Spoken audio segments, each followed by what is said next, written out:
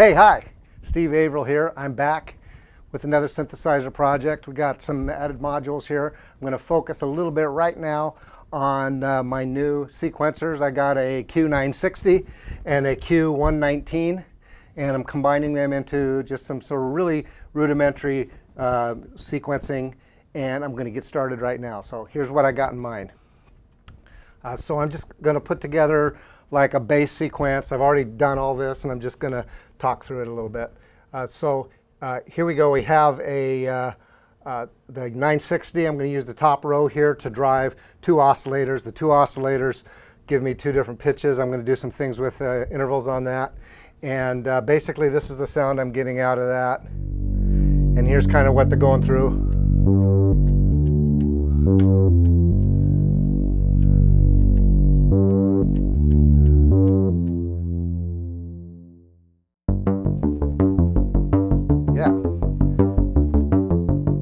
Okay, so one of the things I was playing with here, just turn this off for a second, is I have the standards in here that I'm going to do some interval switching, and basically I'm going to throw the octaves in here real easy, just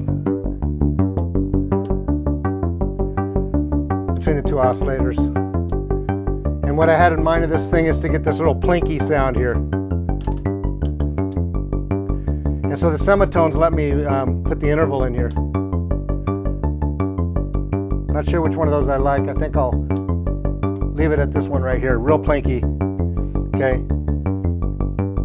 Okay, so that's my bass sequence. Now the next thing I'm going to do is I'm going to use this trigger bus right here to pull off triggers as this thing's going through. And the first thing I'm going to do is pull off a bass trigger, which is going to be kind of a real basic boom boom at the end. So let's see what I've got here. I've got a sound. You can't really tell what that is, so I'll turn this back on.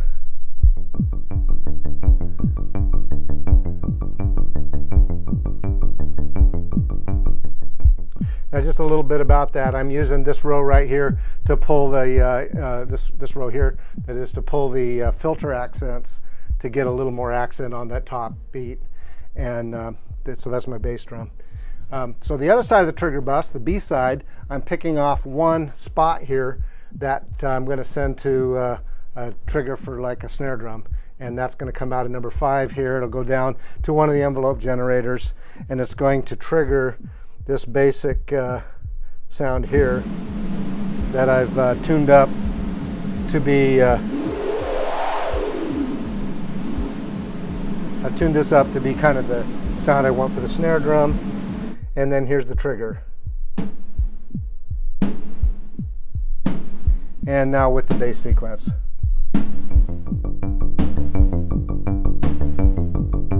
Starts to make some sense. Okay, so now I'm kind of ready to jam, but first of all, I'd like to jump into a little discussion about what I got going here. So I've been experimenting with different keyboard positions because, you know, I'm sort of bored with it just playing in front of me all the time. So I just kludged together some things to hold these until I figure out what it is, and we'll come up with some kind of stand for it. So I like this angle up here, lets me get into a reach, and then a nice reach this way, and it's really cool. It's mostly a nice straight position, straight on the wrists. I'm used to playing piano from a proper position, so it's way better than some, you know, stuff like that. And so we got these angles, and it's working pretty good. But so I have both of these patched up with 2 sawtooth signals, slightly out of tune. And so here's this one.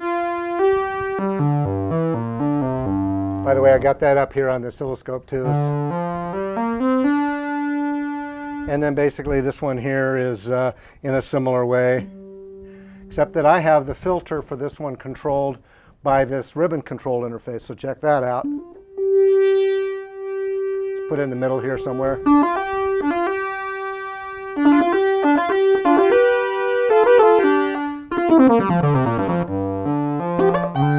Okay, so there's my 2 keyboards. I'm really liking this sort of setup. Now before I get into a jam, I'm going to talk about one more thing that I did here, and that is I took the trigger out of this very first point on the 960 and used it to drive the 119 oscillator, or I mean the 119. I used that to drive the 119 sequence controller as the clock. And so every time this comes back to 1, this will sequence through here. And then I set up tuning in here to drive the oscillator offsets in order to get a chord progression. So, but I did that on first bank and the second bank. And first bank's got a GF pattern repeated, and the second bank has a CF pattern repeated at twice the rate.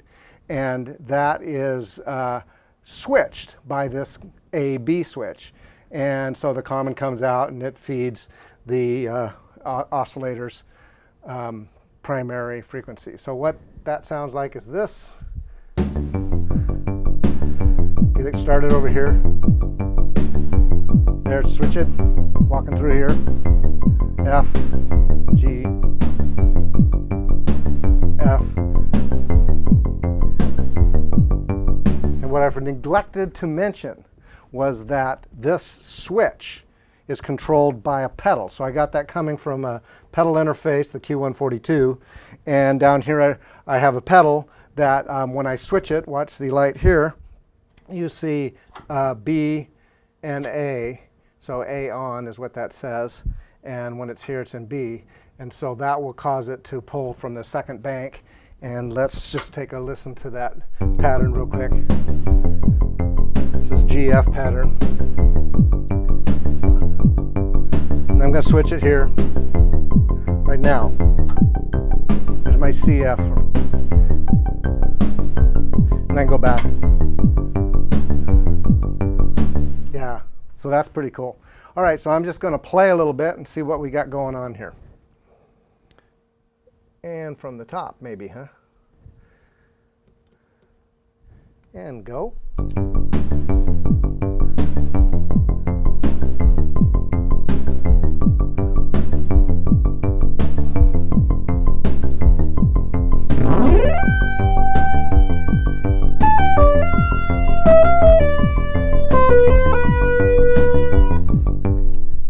Almost ready to go. So what I'm going to change this to is to point out one more module that I've gotten since my last video. And that's this Reverb Module.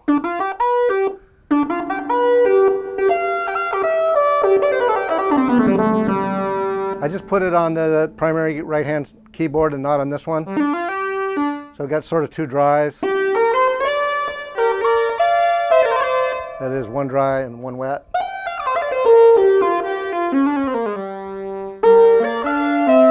Great. Back to the sequence. Here we go.